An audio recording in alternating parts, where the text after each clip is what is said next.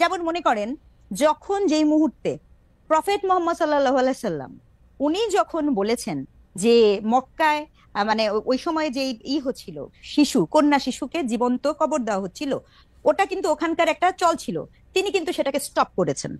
তিনি কিন্তু ওখানে এমন অনেক কিছু করেছেন এবং সে কারণে কিন্তু ওখান থেকে তাকে বের করে দেওয়া হয়। শুধু তাকে না, আপনি যত রিফর্মার দেখবেন তাদের প্রত্যেকের লাইফে আপনি দেখবেন যে তারা কিন্তু তার যে জায়গাতে অন্যায়ের বিরুদ্ধে প্রতিবাদ করতে। না ডক্টর স্নিগ্ধা, এইটা আসলে আমি একটু এটা আমাকে একটু শেষ করতে দিতে হবে। হ্যাঁ অবশ্যই আপনি শেষ করেন আপা। এইটা একটু পরিষ্কার করে যান যে অনেকে এটা বলেন যে হ্যাঁ প্রফেট সাল্লাল্লাহু আলাইহি ওয়াসাল্লাম এটা শেষ করেছেন, আবার অনেকে বলেন যে বিবি খাদিজা রাদিয়াল্লাহু আনহু তো তার আগেই সবচেয়ে বড় ইয়া ছিলেন। তো এটা দুইটাই বলা যায়, উনি এসে স্টপ করেছেন।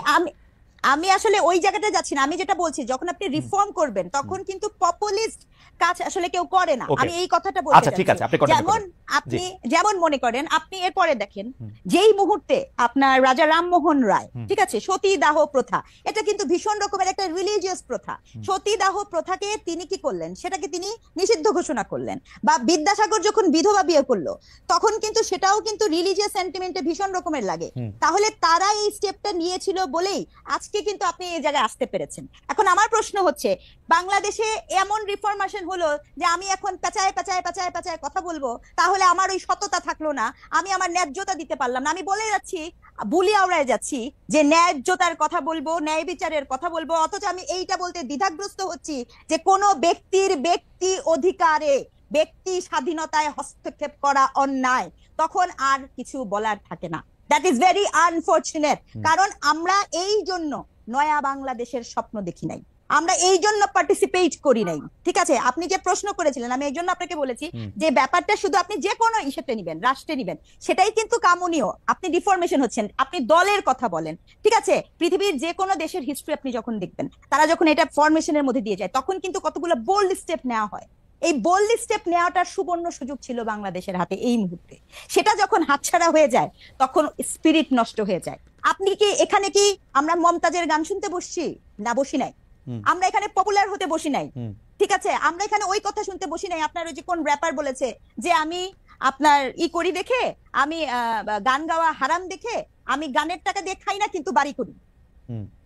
এই আলাপ, এই অযৌক্তিক আলাপের মধ্যে কিন্তু আমরা শুনতে আগ্রহী না। আমরা একটা যৌক্তিক, একটা ন্যায্যতা, অন্যায়ের বিপক্ষে গল্প করা, কথা বলা, এরকম সৎ সাহসিকতা দেখতে চেয়েছি। আপনি আমাকে এটা একটু বুঝায় বলেন, আমি এটা একটু বুঝতেই চাই। যে প্রশ্নটা আপনি আমাকে করেছিলেন সেই প্রশ্নের উত্তরে আমি একটা কথা বলতে চাই। যে আপনি যে বললেন, খালেদা আপনি আপনার প্রশ্নটা আরেকবার করেন। আচ্ছা, আমি আপনাকে বলতে চাইছিলাম যে এইটা যে সরকারের বা রাজনৈতিক দলগুলির মধ্যে আপনি আসলে এই যে মোরাল পুলিশিং বলেন, ব্যক্তির অধিকার ক্ষুণ্ণ করার কথা যেটা আপনি বললেন, বা দুর্বলের প্রতি আক্রমণের কথা বলেন, শুধু নারীর প্রতি না, যে কোনোভাবে, যে যখন সংখ্যালঘু, সে যদি এখন আদিবাসী হয়, সে যদি এখন গরিব মানুষ হয়, সে যদি এখন পাহাড়ি হয়, মানে সে যেরকমই হোক, মানে তার নারী হইতে হবে না, সে দুর্বল হইলেই যে তার প্রতি আক্রমণ। এখানে একটা কথা বলি, এই যে টার্মটা আছে না, কোড অ্যান্ড কোড সংখ্যালঘু, এটাও না খুব মজার। কেন জানেন? বাংলাদেশে 51% নারী, তারপরও নারীর অধিকার বিবেচনায়, নারীর জীবন বিবেচনায় সে তো মাইনরিটি হয়ে আসে। তার মানে কি সংখ্যালঘুত্ব আসলে কি জিনিস?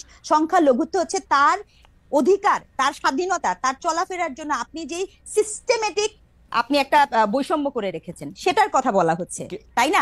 রাজনৈতিক দলগুলো আমি এখানে কোনো একক রাজনৈতিক দলগুলো বলবো না। শোনেন, গত 53 বছর ধরে হয়েছে কি, আওয়ামী লীগের কে ধরছিল হচ্ছে জামাত শিবির ভাইরাস, যা কিছু দেখতো তারা বলতো শিবির শিবির, জামাত জামাত। এখন এদের কি হয়েছে? এদেরকে আওয়ামী ভাইরাস ধরছে। কোনো কিছু হলেই আপনি বলেন এটা আওয়ামী লীগ করছে। আমরা জানি না এটা, আমরা কি এটা জানি না? আমরা তো বাংলাদেশের 15 বছরের এই গল্পটা জানি না। রাইট, বাংলাদেশের রাজনৈতিক বাস্তবতার মধ্যে আসলে আমি এটা করতে পারি নাই বা আমি এটা পারি না, এটা বলার কোনো চল নাই। এটা আওয়ামী লীগ ভুল করছে, আওয়ামী লীগের সময় এটা জামাত এবং বিএনপির উপরে দোষ চাপানো, এটা এরকমই ছিল। কিন্তু আমি প্রশ্নটা একটু করি ডক্টর স্নিগ্ধা, আমার এই পর্যায়ে আপনার কাছে প্রশ্ন হচ্ছে যে আপনি বলছেন নয়া রাজনৈতিক বন্দোবস্তের মধ্যে আপনি একটা স্বপ্ন দেখতেছিলেন, কিন্তু নয়া রাজনৈতিক বন্দোবস্তের মধ্যে আপনি কোন জায়গায় এটা পাইছেন যে ব্যক্তি অধিকার ক্ষুণ্ণ করা হবে না? বা ব্যক্তি অধিকার ক্ষুণ্ণ বলতে আমরা যেটা বুঝতেছি সেইটা আমরা বুঝতেছি।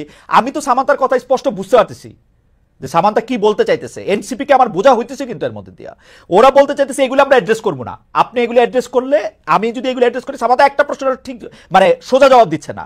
সামান্তা এটাকে ঘুরায়া পেঁচায়া জবাব দিতেছে, কারণ হচ্ছে যে সে জানে তাকে পলিটিক্স করতে হবে, আমি যাকেই জিজ্ঞেস করি সে এরকম করেই বলবে, কারণ এটার মধ্যে তার ব্যক্তি অধিকারে ঘোষণা কইরা যে রাজনৈতিক বন্দোবস্তের জায়গা, সেটার জন্য আমরা তৈরি কিনা সেই প্রশ্ন আগে, ওরা তৈরি কিনা সেই প্রশ্ন করার আগে। আপনার সেরকম মনে হয় না যে কেন কেন ব্যক্তি অধিকারের প্রসঙ্গটা আপনি কোথায় পাইলেন? কোথায় ওরা বলছে যে ব্যক্তি অধিকার নিশ্চিত করবে সবার? বলে নাই তো। আমি কিন্তু এখানে কোনো নাগরিক পার্টিকে, এনসিপি কে প্রশ্নটা করিনি। আমি বলেছি যে স্পিরিট থেকে আমরা এই যে একটা অভ্যুত্থান, বাংলাদেশে তো একটা অভ্যুত্থান হচ্ছে, গণ অভ্যুত্থান হচ্ছে, সেই অভ্যুত্থানের একটা স্পিরিটের কথা আমি বলছি।